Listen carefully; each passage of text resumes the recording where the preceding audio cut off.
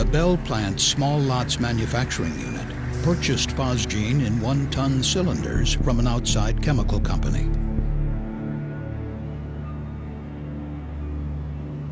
The plant used the phosgene to manufacture 5 different pesticide intermediates.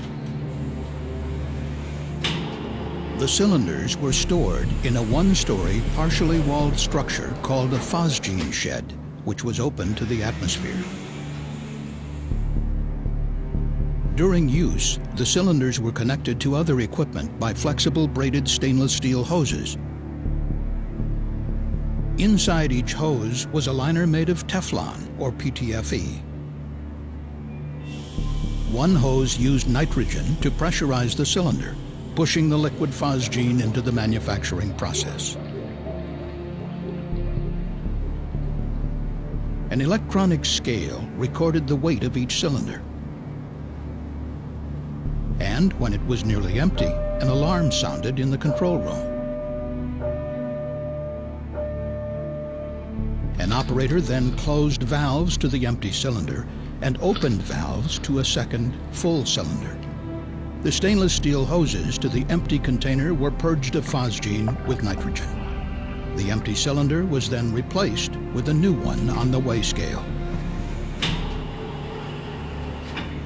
On the day prior to the fatal phosgene release, operators were experiencing flow problems with one of the hoses and began switching between cylinders to avoid disruption to the chemical process. In the course of switching cylinders, the valve was closed on a partially full cylinder. However, the hose was not purged, allowing pressure to build as the liquid phosgene inside warmed up.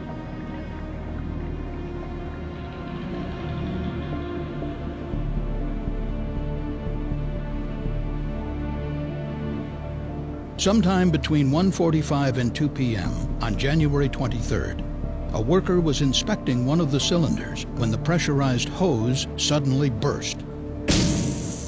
He was sprayed across his chest and face with a lethal dose of phosgene. Another worker was exposed to the deadly gas, and a third was potentially exposed, but neither reported any symptoms. A total of 2 pounds of phosgene was released to the atmosphere. Small concentrations of the dangerous chemical were detected by monitors at the plant's fence line. The worker who had been sprayed with phosgene called for help and was transported to a local hospital. 4 hours later, the worker's condition began to deteriorate rapidly, and despite medical treatment, he died a day after the accident.